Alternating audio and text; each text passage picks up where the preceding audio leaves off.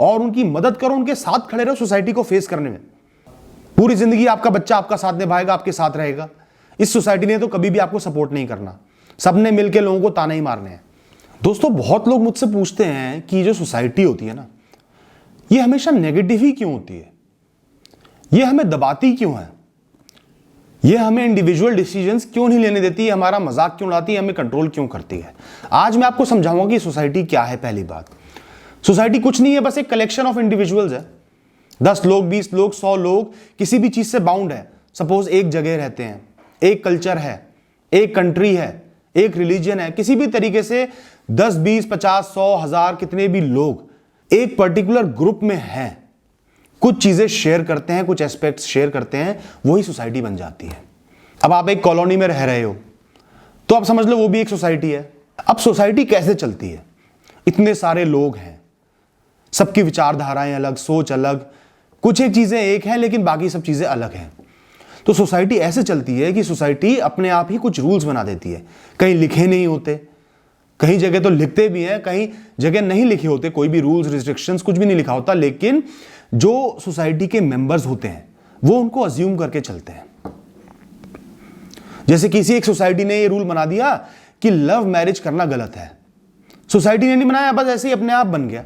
किसी ने love marriage की मांग उठाई तो सोसाइटी ने उसको मना कर दिया, मजाक उड़ाया, कहा कि ये गलत है। कोई इंसान एक पर्टिकुलर करियर चुनना चाहता है, सपोज एक्टर बनना चाहता है, सोसाइटी ने कह दिया कि ये चीज गलत है, कुछ और काम करो, आप बिजनेस करो, हम बिजनेस वाली सोसाइटी है, हमारे यहां बिजनेस किया जाता है, ये एक्टर वेक्टर मत बनो। तो उन्होंने एक्टर बनने को गलत ठहरा दिया। इस तरीके से सोसाइटी कोशिश करती है अपने मेंबर्स को कंट्रोल में रखने का, ताकि वो सोसाइटी का पार्ट बने रहें। अब क्या है, जहां खूब सारे लोग एक हो जाते हैं वहां नेगेटिविटी तो होनी होनी है। अब लोगों का काम क्या होता है, आपस में गॉसिप्स करना, लोगों को क्रिटिसाइज करना, लोगों को दबाना। अगर आप लोगों को, इंडिविजुअल्स को दबाओगे नहीं तो वो सोसाइटी का पार्ट कैसे बने रहेंगे। कुछ ना कुछ ऐसा होगा कि सब लोग धीरे धीरे करके सोसाइटी से अलग हो जाएंगे। इसलिए ही सोसाइटी कोशिश करती है, सोसाइटी क्या, इंडिविजुअल्स कंबाइंड, खूब सारे लोग जो मिलकर सोसाइटी बनाते हैं, या कुछ एक ठेकेदार होते हैं उस सोसाइटी के, अपने आप ही अपने आप को ठेकेदार बना लेते हैं, वो ये कोशिश करते हैं कि इंडिविजुअल्स को दबा के रखा जाए, जो सोसाइटी के रूल्स हैं उनके हिसाब से चलाया जाए, कोई भी नई चीज वो ना करें। इससे शुरुआत होती है नेगेटिविटी की। अब क्या है, कोई समाज में चेंज नहीं आ रहा, वही चीजें चली आ रही हैं तो सोसाइटी चली आ रही है। अब आज के ज़माने में जहाँ पढ़ाई लिखाई की वैल्यू हो गई है, लोग समझदार हो गए हैं, मैच्योर हो गए हैं, दूसरे कल्चर्स का इन्फ्लुएंस भी हम पे पड़ गया है, लोगों के साथ इंटरेक्शन बढ़ गया है, तो सोसाइटी के अगेंस्ट जाना एक बहुत ही नॉर्मल बात है। सोसाइटी के रूल्स को क्रॉस करना, उनके आगे बढ़ के जाना, एक नई लाइफ बनाना एक बहुत कॉमन सी बात है, वही सोसाइटी को बर्दाश्त नहीं है।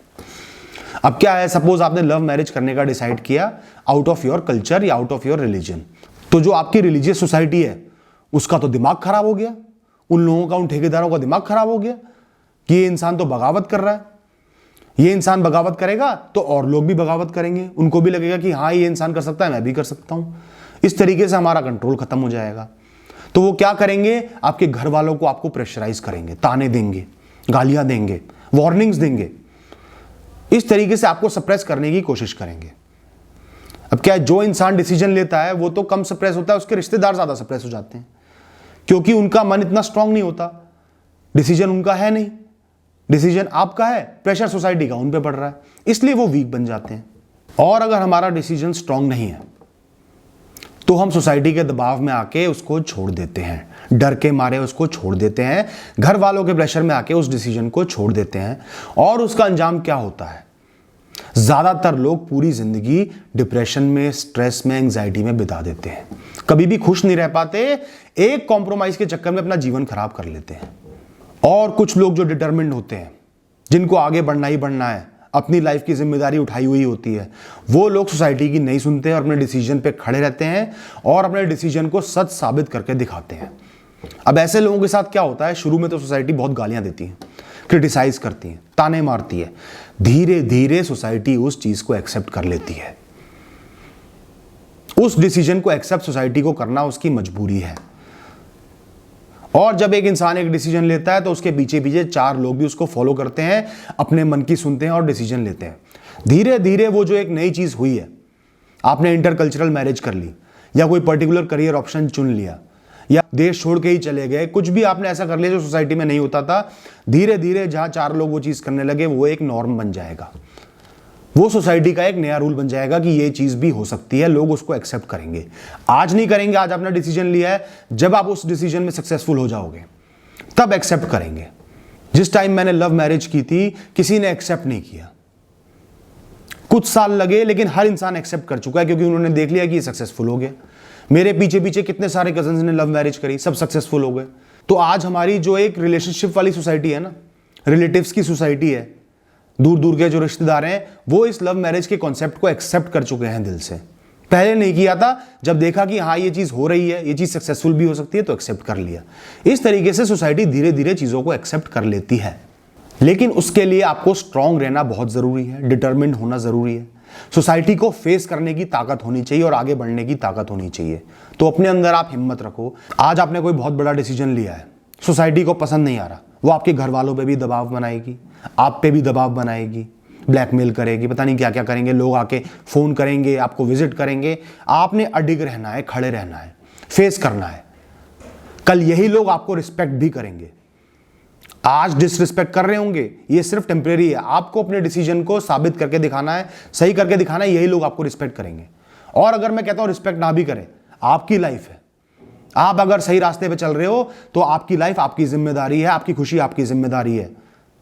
सोसाइटी आपको रोटी नहीं खिलाएगी, सोसाइटी आपके बुरे वक्त में काम नहीं आएगी, आप बीमार होगे तो सोसाइटी आपकी सेवा नहीं करेगी। यही बात मैं माँ बापों को समझाता हूं। आज आप सोसाइटी के प्रेशर में अपने बच्चों के डिसीजन में सपोर्ट नहीं कर रहे, बहुत बड़े बड़े लाइफ चेंजिंग डिसीजन में उनके साथ नहीं खड़े, अपोज कर रहे हो, ब्लैकमेल कर रहे हो। ये सोसाइटी आपके काम नहीं आएगी। ये सोसाइटी तो 4 दिन बाद भूल जाएगी आपने क्या किया था क्या नहीं किया था, और अपने बच्चों को अपने खिलाफ कर दोगे, अपने से अलग कर दोगे। आप सिर्फ ये देखो कि जो आपका बच्चा कर रहा है उसमें उसकी खुशी है, वो खुश रह पाएगा।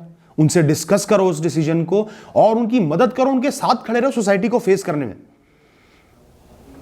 पूरी जिंदगी आपका बच्चा आपका साथ निभाएगा, आपके साथ रहेगा। इस सोसाइटी ने तो कभी भी आपको सपोर्ट नहीं करना, सबने मिलकर लोगों को ताने ही मारने हैं। कितना ही लोग शादी में पैसा उड़ा देते हैं तो भी सोसाइटी वाले आके मजाक ही उड़ा के जाते हैं, दाल ठंडी थी यार, ये चीज नहीं कर पाए, हमारी इज्जत नहीं की। उन्होंने तो नुक्स निकालना है, जहां 4 लोग एक हो गए उन्होंने दूसरों में नुक्स निकालना है, उनका मजाक उड़ाना है, पीठ पीछे बातें करनी है।